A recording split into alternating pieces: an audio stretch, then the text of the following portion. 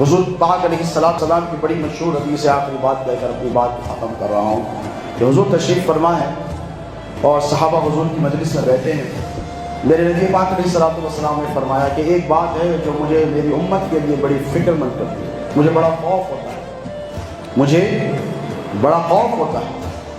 صحابہ نے کہا یا رسول اللہ کیا بات ہے کہ جس کی وجہ سے آپ اپنی امت کے بارے میں خائف ہیں، یا پھر آپ کو خوف ہوتا ہے، یا پھر ڈر لگتا ہے، یا فکر ہوتی ہے؟ حضور نے فرمایا کہ مجھے خوف ہے کہ میری امت میں بھی پچھلی امتوں کے جیسی برائیاں پیدا ہو جائیں۔ اس کی ایک فہرست بتائی۔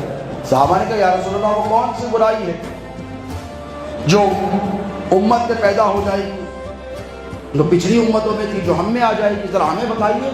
آقا پاک علیہ السلام نے فرمایا کہ پچھلی امتوں میں جو برائی تھی، حسد اور دشمنی تھی آپسی، مجھے خوف ہے کہ یہ بری لت میری امت میں بھی پڑ جائے گی۔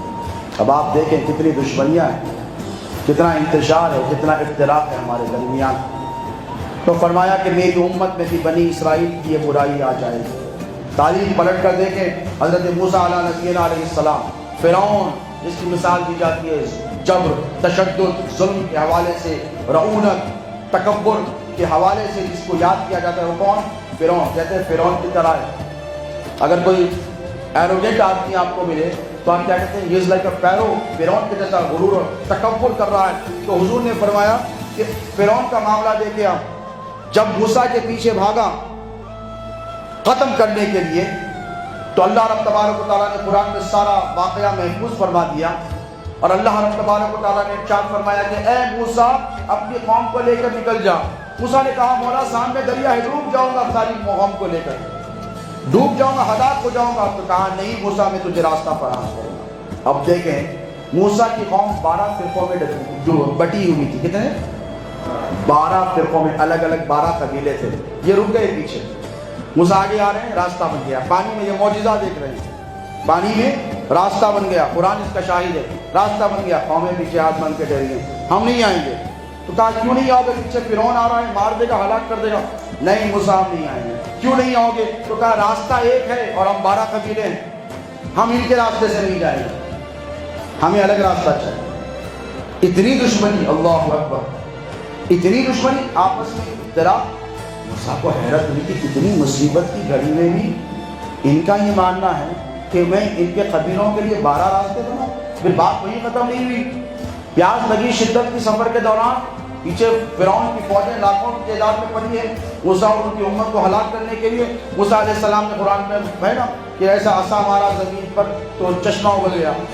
پیاس کی شکایت لے کر آئے 12 قبیلے، ساری امت۔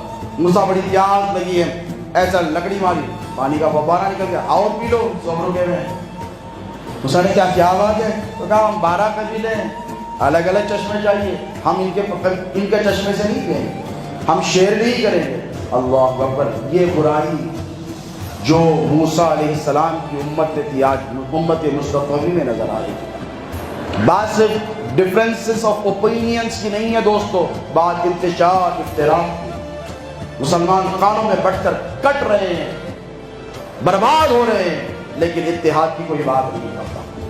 کسی کو کچھ پڑھی ہے، افضلیت کا کوئی مسئلہ لے کر کہنے لگا یہ صحابی افضل ہے، یہ صحابی افضل ہے۔ میں نے کہا یہ کوئی وقت ہے اس قسم کی باتیں کرنے کا، یہ انتشار اور اختلاف برپا کرنے کا؟ NRC NPR CAA کی پریشانی سے کیا آپ کو نجات مل گئی ہے؟ یہ وقت ہے مسلمانوں اتحاد کا، آپس میں محبتوں کو تقسیم کرنے کا، دشمنیاں پھیلانے کا نہیں ہے۔ امام جعفر صادق علیہ السلام کے آخری ایام یاد کرو، نبی کا وہ شہزادہ حجرہ مبارکہ میں اپنے آپ کو بند کر دیا، کسی سے نہیں کرتے۔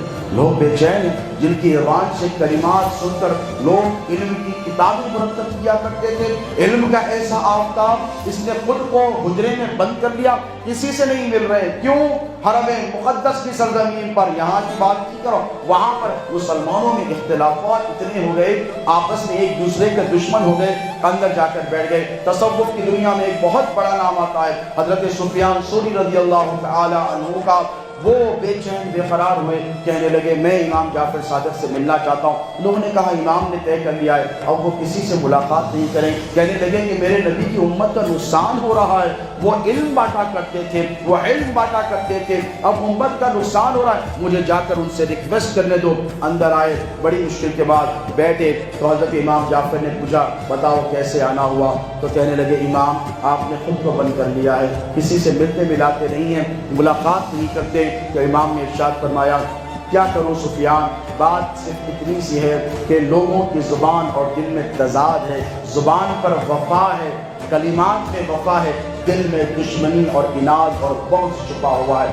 ایسی دنیا کا میں کیا کروں کہ جن کی کلمات میں وفا ہے، جن کی گفتگو کانورزیشن میں وفا کی بو آتی ہے، لیکن جن کے دلوں میں بغض ہے، ایک دوسرے کے لیے اناد ہے، میں ایسے لوگوں کے ساتھ نہیں رہ سکتا۔